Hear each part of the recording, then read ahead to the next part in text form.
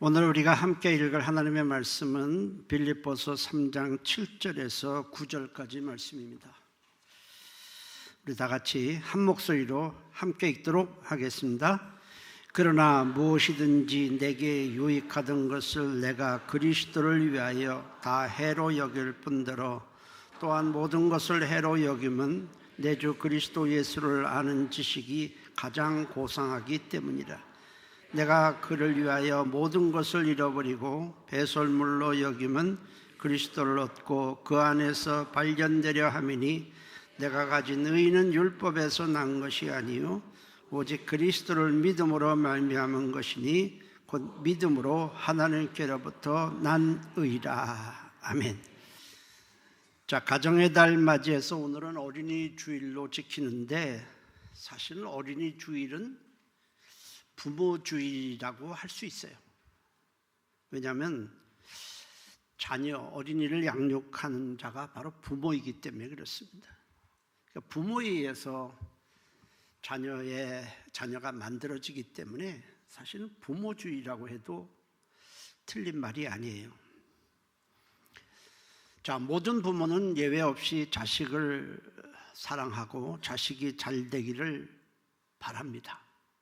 문제는 어떻게 하는 것이 잘 되게 하는 것이냐입니다. 옛날 어른들은 아이가 태어나면 그 아이 앞에 세 가지를 놨어요. 실, 책, 돈, 이렇게 세 가지를 놨습니다. 뭐 아이가 뭘 알고 짓는 건 아니지만 그 앞에 세 가지를 놓고 어떤 것에다가 손을 대느냐를 보면서 덕담을 나누었습니다. 실을 잡으면 야, 장수하겠네 이제 그랬고, 책에다가 손을 대면 야, 그럼 많이 배워서 벼슬 하겠네 그랬고, 돈을 잡으면 부자 되겠네 그랬어요. 그러니까 이 세 가지를 잘 되는 것으로 당시에는 여겼기 때문에 그렇습니다. 그런데 과연 오래 살고 많이 배워서 벼슬을 하고 돈을 많이 벌면 그 인생이 잘 되는 것이냐? 그렇지 않죠. 자, 조사에 의하면 학교나 친구나 사회에서보다 부모에게서 80% 이상 영향을 받는다고 그래요. 그리고 부모에 의해서 자아가 많이 형성된다고 그럽니다. 그럴 수밖에 없는 것은 모든 것을 자녀는 부모와 같이 하기에 그럴 수밖에 없습니다. 부모가 알아야 할 말씀이 있어요. 시편 127편 3절에서 5절 말씀입니다. 우리 함께 읽도록 하겠습니다. 보라, 자식들은 여호와의 기업이요 태의 열매는 그의 상급이로다. 젊은 자의 자식은 장사의 수중의 화살 같으니 이것이 그의 화살통에 가득한 자는 복되도다. 그들이 성문에서 그들의 원수와 담판할 때에 수치를 당하지 아니하리로다. 세 가지를 말씀하고 있는데, 첫째로는 자식은 여호와의 기업이라는 겁니다. 기업이라는 것은 선물이란 뜻인데 그냥 선물이 아니고 하나님을 대신하여 자녀를 맡아 양육하도록 맡긴 하나님의 선물이라는 뜻입니다. 그러니까 부모는 자식이 소유가 아니죠. 그래서 하나님의 뜻대로 자녀를 양육해야 될 책임과 의무가 있습니다. 이건 의무예요. 책임이에요. 둘째로 태의 열매는 부모가 받을 상급이라는 것입니다. 자식을 믿음으로 잘 양육하면 하나님으로부터 상급을 받는다는 겁니다. 세 번째로는 자식은 장사의 수중에 있는 화살과 같다고 했습니다. 화살은 전쟁할 때 쓰는 무기인데 장사의 수중에 그 화살이 들리면 든든하죠. 그리고 어떤 어려움을 당할 때 그 장사의 수중에 있는 화살이 있기 때문에 두렵지도 않고 수치를 당하지 않는 것처럼 잘 믿음으로 자란 자식은 부모에게 큰 기쁨이 되고 힘이 된다는 의미입니다. 그러니까 자식은 하나님의 선물이고 자식을 하나님이 맡겼으니 막 하나님의 뜻대로 잘 양육하면 상급이 있고, 그리고 믿음으로 자란 자식은 부모에게 큰 힘과 기쁨이 된다, 그렇게 말씀을 했습니다. 자, 모나리자를 그리고 또 최후의 만찬을 그린 이탈리아의 유명한 화가고 조각가인 레오나르도 다빈치라는 사람이 있습니다. 그가 어느 날 어떤 그냥 원석이죠, 큰 하나 돌을 들고 여기저기를 굴려가면서 무엇을 만들까 살피고 있는데 한 아이가 묻습니다. 아저씨, 왜 그 돌을 들고 여기저기 굴리면서 살피고 있어요? 그러자 레오나르도 다빈치가 이 돌 안에 아름다운 천사가 나오려고 해서 살피고 있는 중이야 라고 대답을 했습니다. 울퉁불퉁하고 모양도 없고 막 제멋대로 생긴 돌인데 다빈치는 그 돌을 다듬어서 여기저기 잘 다듬어서 멋진 사람을 만들었습니다. 아이가 태어나면 원석과 같아요. 사실은 그 뭐가 없잖아요. 부모는 그 자녀를, 원석과 같은 자녀를 아름다운 사람으로 만들 수도 있고 흉한 사람으로 만들 수도 있어요. 자녀가 어렸을 때에 그 마음에 무엇을 심어줄 것인가는 매우 중요합니다. 어렸을 때 형성된 자아가 그 아이의 일생을 만들어가기 때문에 그렇습니다. 사람들은 크면서 학교를 보내고 그러면 그 자아가 막 형성될 거라고 생각하는데 실제는 그렇지 않습니다. 8살 이전에 대부분의 자아가 많이 만들어지고 그 자아를 가지고 일생을 살아가는 거예요. 장성한 다음에 그것을 바꾸려면 굉장한 힘이 듭니다. 자녀가 말을 듣습니까? 큰 다음에 안 듣죠. 그래서 옛날 속담에는 3살 때 버릇이 8살까지 간다 이렇게 말하는 것은 어렸을 때 형성된 자아가 그만큼 중요하다는 의미예요. 부모는 자녀를 맡긴 하나님에 대해서 반드시 알아야 합니다. 알아도 되고 안 알아도 되는 것이 아니에요. 왜냐하면 자녀는 하나님께서 하나님의 뜻대로 양육하라고 맡겼기 때문에 하나님에 대해서 모르면 자녀를 하나님이 원하시는 방향대로 양육하는 것이 불가능합니다. 반드시 알아야 되고 하나님을 사랑하고 하나님을 섬기고 기도하고 말씀을 따르는 모습을 자녀에게 보여주어야 합니다. 그러면 자녀는 그 부모를 보고 배우고 자라게 되는 거예요. 자녀는 자기는 효도하지 않으면서 자식에게 너 효도해야 돼, 부모에게 효도해야 돼, 부모를 공경해야 돼 라고 말하면 자녀가 하겠습니까? 안 하는 거예요. 이런 얘기가 있어요. 요즘은 요양원이 많아서 나이가 들어서 좀 여러 가지로 힘들면 요양원에 보내기도 하지만 옛날에는 요양원이 없어서 전부 집에서 보살펴야 했습니다. 근데 아버지가 치매가 심해졌어요. 그러니까 견디다 못한 아들이 그 아버지를 지게에다 싣고 먹을 것을 아주 많이 준비한 후에 그 자기 아들과 함께 산에 올라가서 아버지를 지게에서 내립니다. 그리고 돗자리를 펴고 준비한 음식을 차려놓고 나서 크게 절을 올립니다. 아버지, 여기 먹을 것이 많이 있으니 맛있게 잡수시고 그냥 돌아가세요. 생을 마감하라는 거죠. 자, 그렇게 하고 나서는 데리고 온 아들과 함께 산을 다시 내려가려는데 아들이 그 지게를 지는 거예요. 그래서 아버지가 아니 너 왜 지게를 지느냐? 그 지게는 여기다 놔두고 내려가자꾸나 하자 아들이 아니에요. 훗날 아버지가 치매에 걸리면 이 지게에 아버지를 싣고 산에다 갖다 버리려고요. 그 말에 아버지가 충격을 받고 치매에 걸린 아버지를 다시 집으로 모셔갔다는 겁니다. 이 사도 바울이 가장 아끼는 제자가 바로 디모데라는 사람이에요. 제일 아꼈어요. 그래서 바울은 자기 생이 얼마 남지 않고 이제 조금 있으면 참수형을 당한다는 것을 알았습니다. 마지막 서신을 디모데에게 썼어요. 디모데를 바울이 가장 아끼고 가장 사랑했던 이유는 디모데가 그 외할머니의 신실한 믿음, 외할머니와 어머니의 신실한 믿음이 그 디모데에게 배어 있었기 때문에 그래요.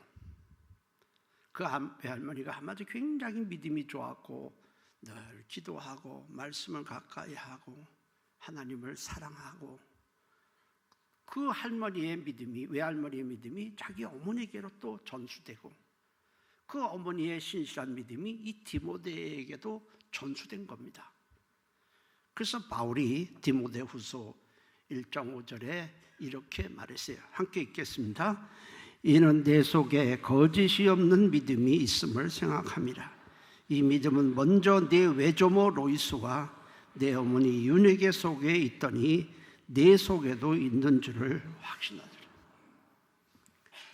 이 디모데를 보니까 믿음이 신실한데 그것이 어느 날 하루아침에 형성된 것이 아니고 외할머니와 어머니로부터 내려온 그 아름다운 믿음이 그 디모데에게도 배어 있는 것을 본 것입니다.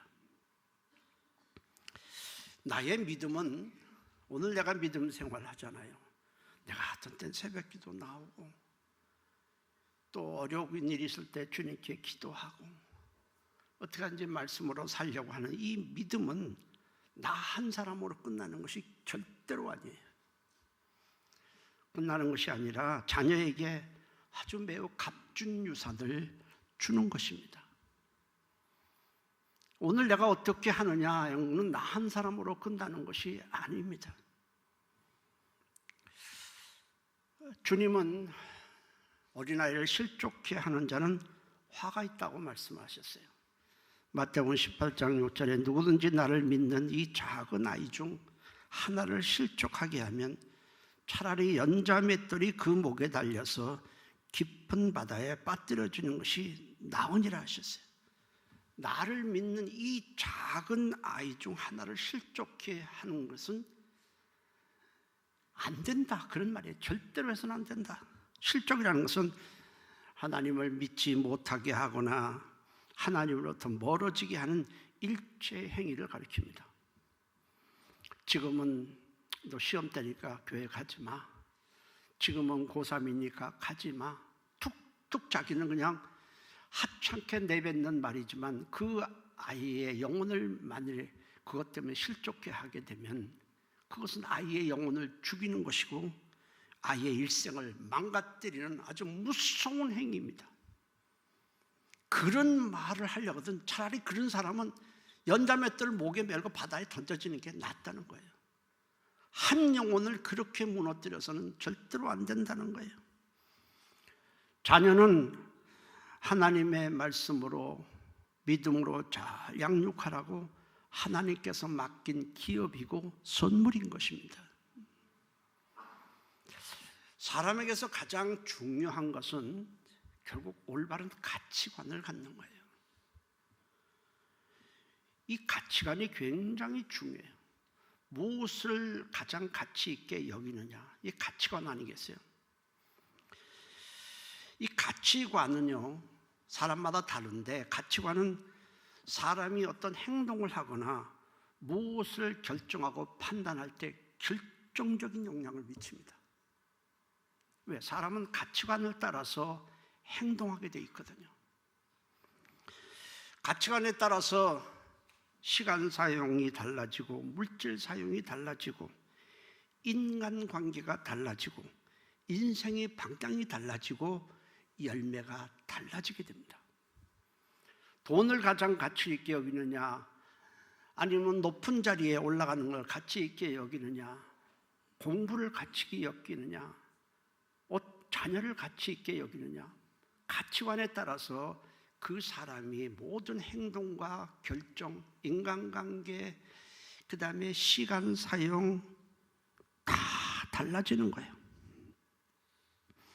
사람은 가치 있다고 여기는 것을 위해서 수고하고 달려가게 되는 겁니다. 그러다가 이것이 아닌데 하고 깨달았을 때는 너무 늦어서 인생을 한탄하고 후회하면서 생을 마감하게 되는 것입니다. 이것이 잘못된 가치를 따라 산 사람의 결말이에요.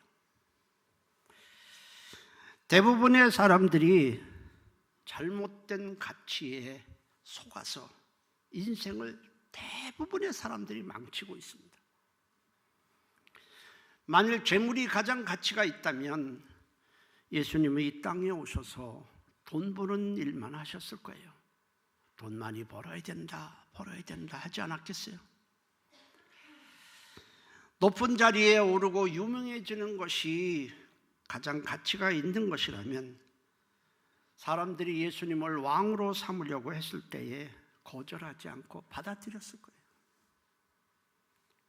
그러나 예수님에게는 사람들이 모르는 참된 가치가 있었습니다. 사단이 예수님께 와서 유혹하는 게 뭡니까? 내가 천하 영광을 다 주겠다. 원하고 갖고 싶고 하고 싶은 거 하나도 빼놓지 않고 다 도와줄 테니 하나님을 떠나라. 그게 사단의 유혹이에요. 그러자 주님은 사단아 물러가라. 기록되었을 때 주 너희 하나님께 경배하고 다만 그를 섬기라 하였느니라 했어요. 하나님을 최고의 가치로 여기지 않고 천하 영광의 가치가 있다고 해서 그것을 쫓는 것은 사단의 유혹에 넘어가는 것이고 잘못된 가치에 속아서 인생을 송두리째 망가뜨리는 것입니다.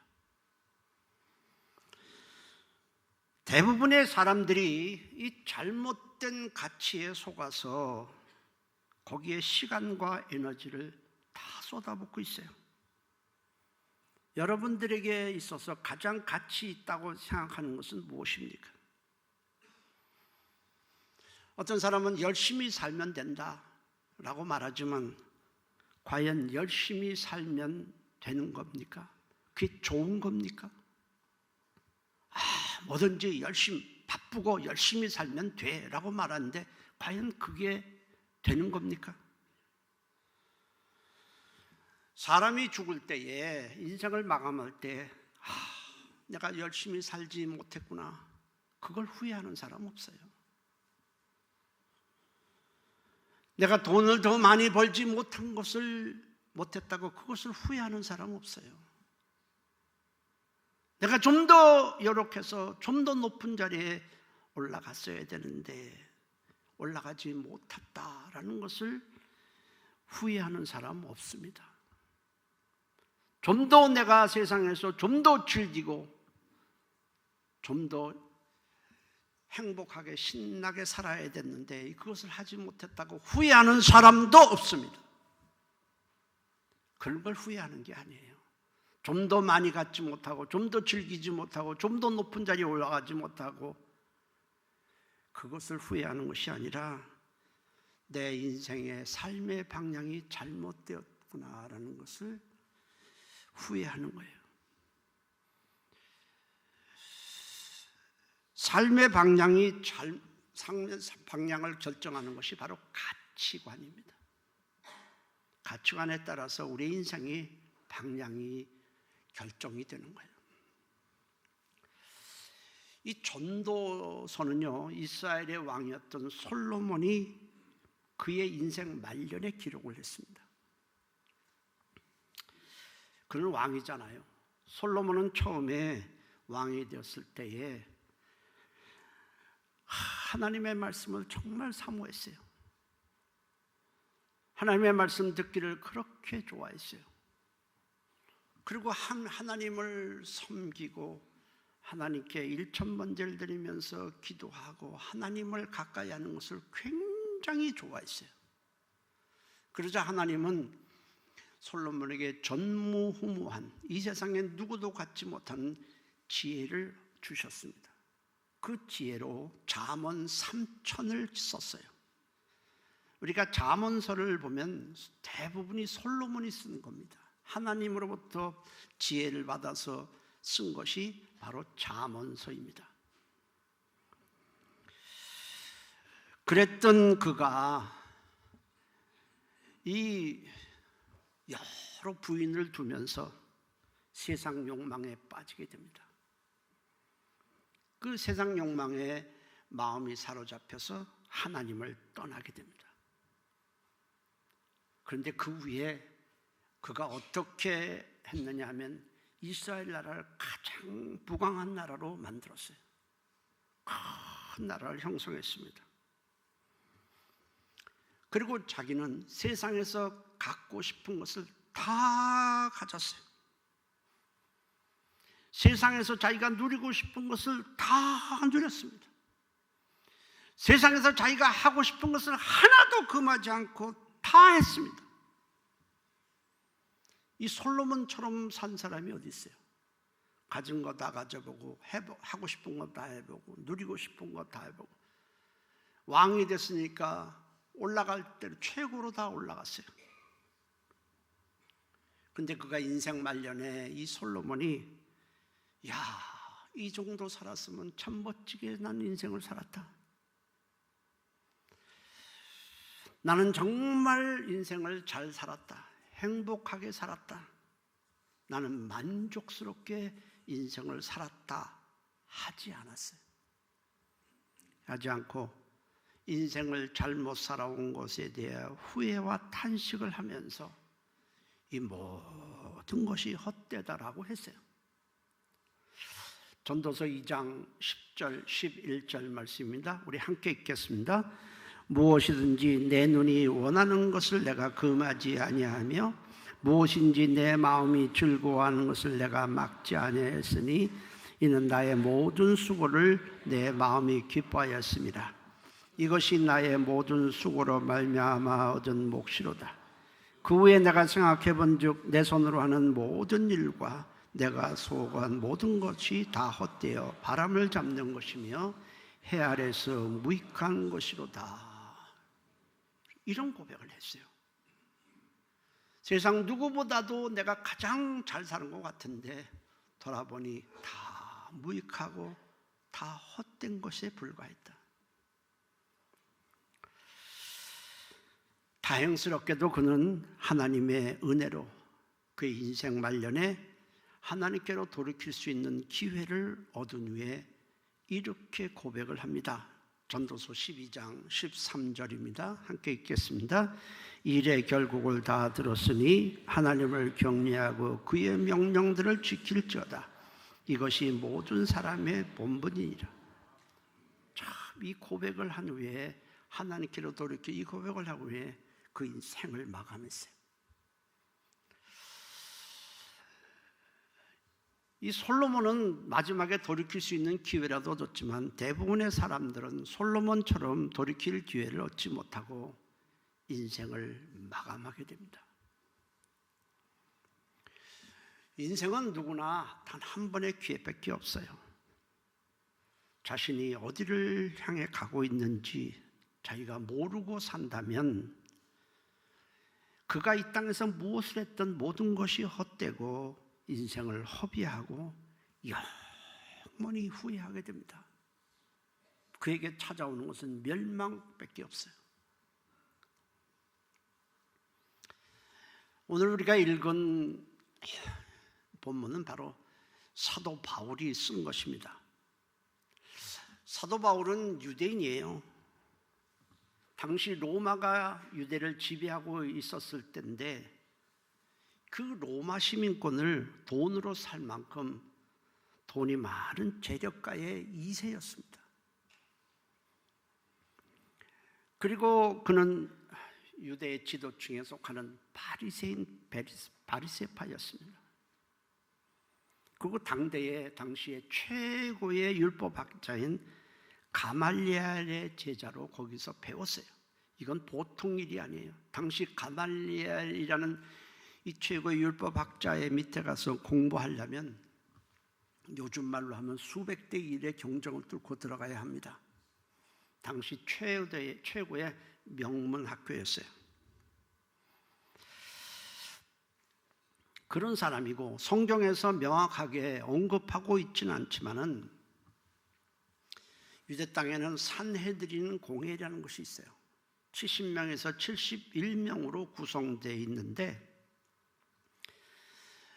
우리나라는 지금 상권 분립이 되어 있지만 입법, 사법, 행정 모든 것을 총괄하는 공회입니다. 거의 공회장은요 바로 대제사장이 공회의 회장입니다. 산헤드린 공회. 그 산헤드린 공회의 원일 가능성이 매우 높습니다.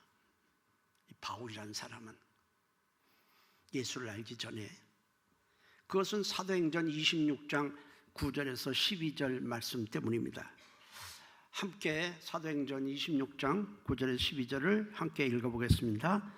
나도 나사렛 예수의 이름을 대적하여 많은 일을 행하여야 될 줄 스스로 생각하고 예루살렘에서 이런 일을 행하여 대제사장에서 고난을 받아가지고 많은 성도를 옥에 가두며 또 죽일 때에 내가 찬송 투표를 하였고 또 모든 회당에서 여러 번 형벌하여 강제로 모독하는 말을 하게 하고 그들에 대하여 심히 격분하여 외국 성에까지 박해하였고 그 일로 대제사장들의 권위와 위임을 받고 다메섹으로 가나이다. 그러니까 대제사장의 모든 그 권위와 위임을 다 받을 수 있는 그런 지위는 산헤드린 공회가 아니면 참 힘듭니다. 심지어 사람을 죽이는 투표를 할 때 자기가 가편을 했다. 일반 사람은 그런 걸 투표할 권한이 없어요. 하여튼 명확하게 성경에서 밝히지는 않았지만은 그는 굉장히 높은 지위에 있었던 것은 분명합니다. 그런 바울이 다메섹의 기독교인들이 모인다는 정보를 받고 대제사장, 산헤드린 공회 총대장이죠. 권위와 위임을 다 받고 그들을 잡아가두려고 가는 도중에 죽었다고 생각했던 그 예수가 부활하셨고 그 부활하신 예수를 만나게 됩니다. 그리고 그 일생이 송두리째 바뀌게 돼요. 그 예수를 만난 후 예수 그리스도 안에 참된 지식과 반드시 알아야 될 참된 지식과 참된 지혜가 있음을 발견한 것입니다. 골로새서 2장 3절에 그 안에는 지혜와 지식의 모든 보화가 감춰져 있느니라 했습니다. 예수 그리스도 안에 그 엄청난 지식과 지혜의 보화가 감춰 있던 것을 발견한 겁니다. 그 후 바울에게는 가치관에 엄청난 변화가 일어나게 됩니다. 지금까지 자기가 가치 있게 여겼던 모든 것들을 다 이것이 정말 귀하다, 이것에 내 목숨을 건다라고 생각하고 그렇게 가치 있게 여겼던 것을 예수를 만난 후에 다 쓸모없는 것으로 다 여기고 쓰레기통에 쳐박습니다. 우리 오늘 본문 빌립보서 3장 7절에서 9절 말씀을 우리 다 같이 한 목소리로 읽도록 하겠습니다. 그러나 무엇이든지 내게 유익하던 것을 내가 그리스도를 위하여 해로 여길 뿐더러 또한 모든 것을 해로 여김은 내 주 그리스도 예수를 아는 지식이 가장 고상하기 때문이라.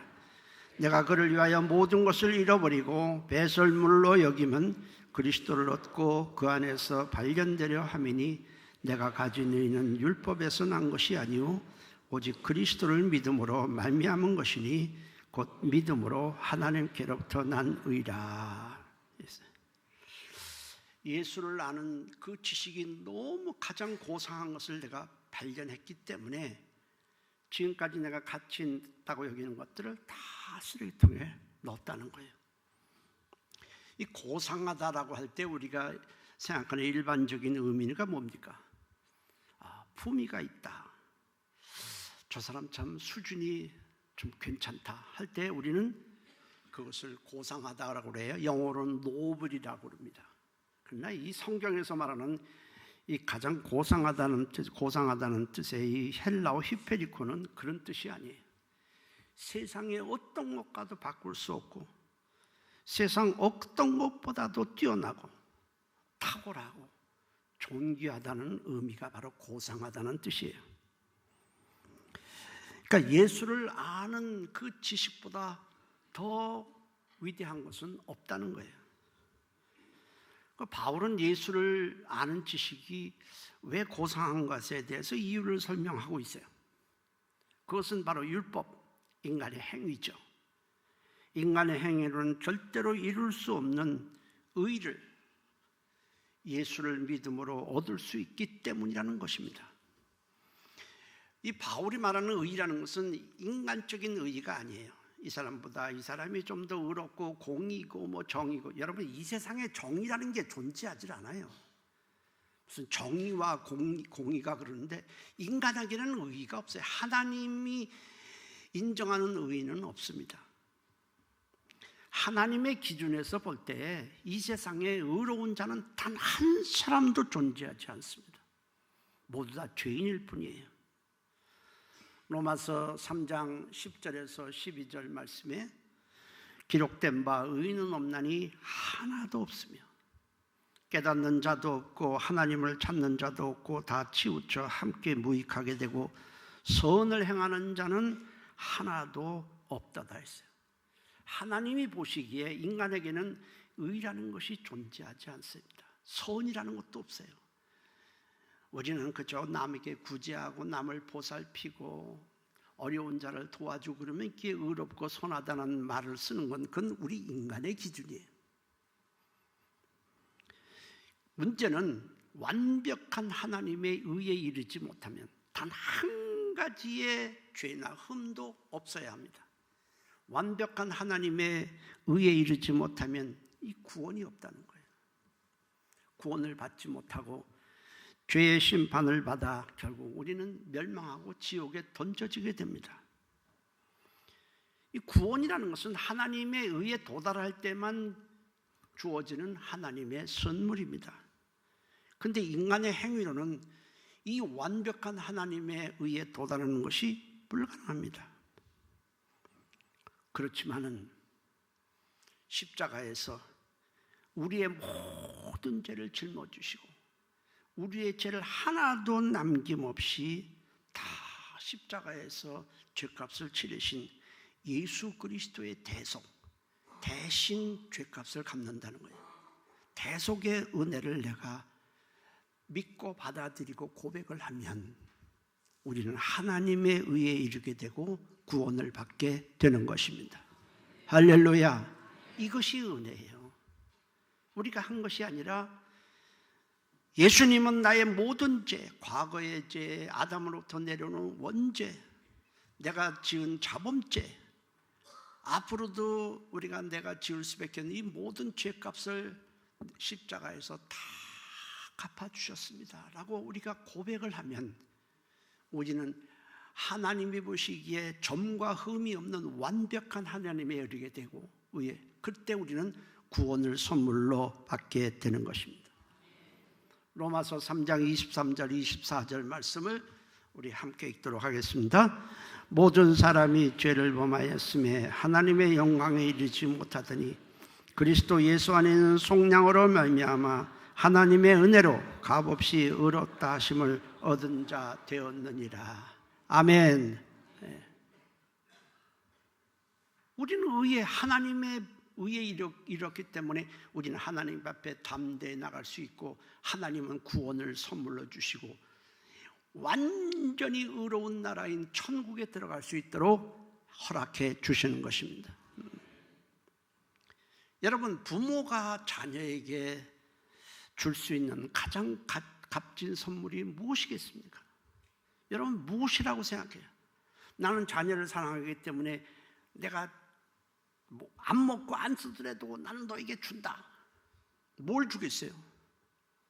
돈이면 그게 값진 선물일까요?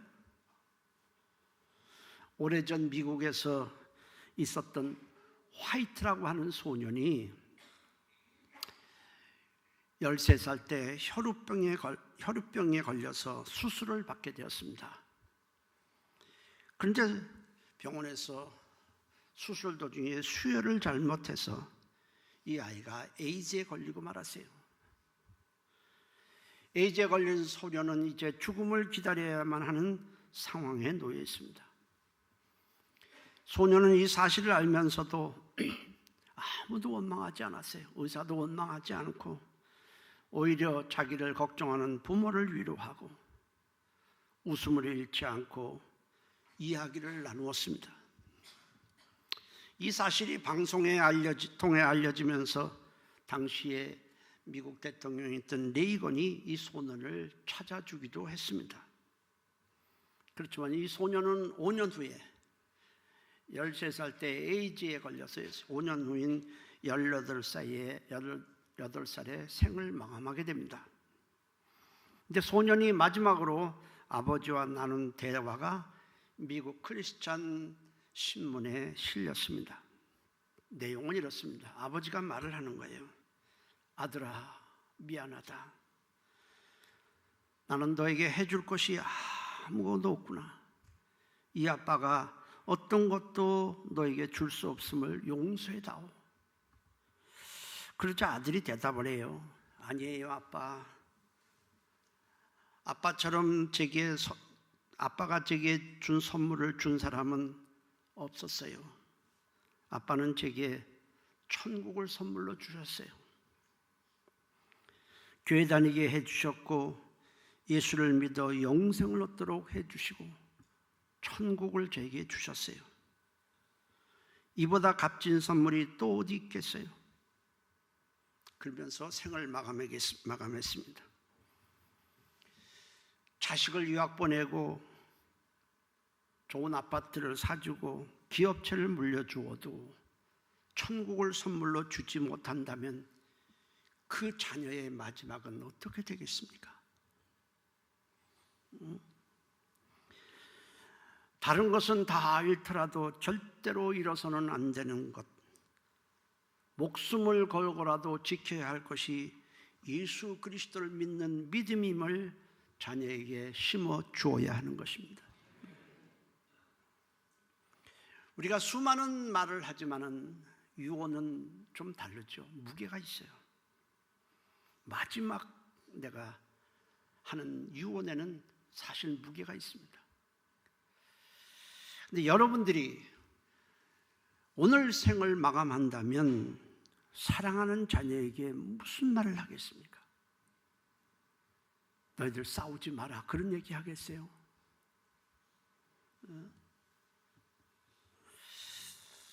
그리고 우리를 죄와 사망에서 구원해 주신 주님께는 무슨 말을 하면서 내가 생을 마감하겠습니까?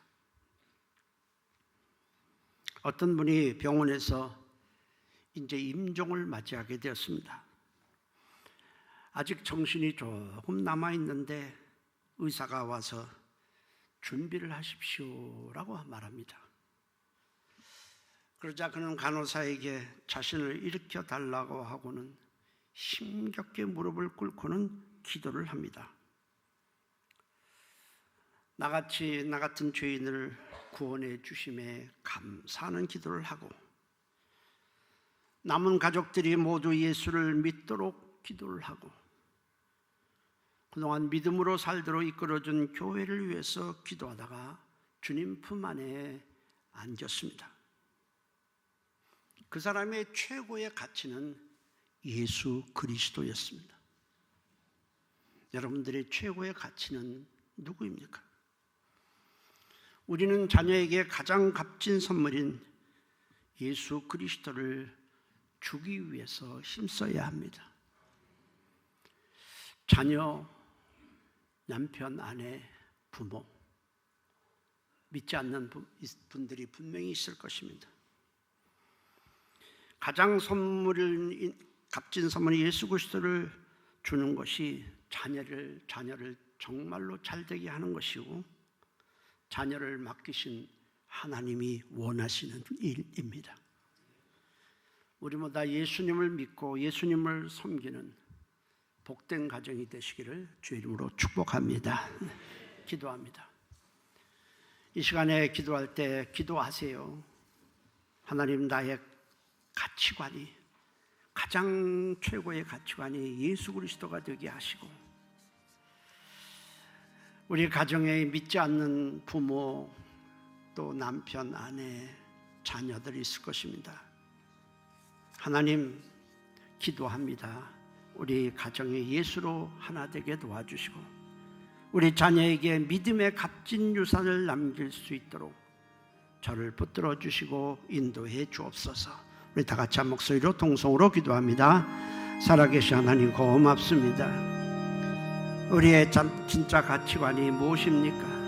하나님 아버지, 우리를 도와주셔서 예수 그리스도를 제일의 가치로 알고 살아가도록 인도해 주시고 우리 가정이 다 예수로 하나 되고 예수 믿는 복된 가정이 되도록 인도해 주옵소서. 잘못된 가치관에 속아서 인생을 허비하고 낭비하지 않도록 도와주시고 참된 가치를 위해서, 참된 가치인 예수 그리스도를 위해서 우리의 인생 달려가게 도와주시옵소서. 예수님의 이름으로 기도했습니다. 아멘. 살아계신 하나님, 잘못된 가치에 속아서 우리 한 번뿐인 인생을 낭비하지 않게 하시고 허비하지 않게 도와주시옵소서. 내가 매일매일 조금씩 하나님의 말씀을 가까이 하고 기도하고 하나님을 섬기는 것은 우리 자녀들에게 값진 유산을 남겨주는 것입니다. 하나님, 우리가 세상 것에, 세상 잘못된 가치에 속아서 낭비하지 아니하고 우리가 자녀들에게 값진 선물을 위해 선물인 예수 그리스도를 주기 위해서 힘쓰게 하시고 우리 성도들 가정이 예수 안에서 하나가 되는 축복이 있게 도와주옵소서. 예수님의 이름으로 기도했습니다. 아멘.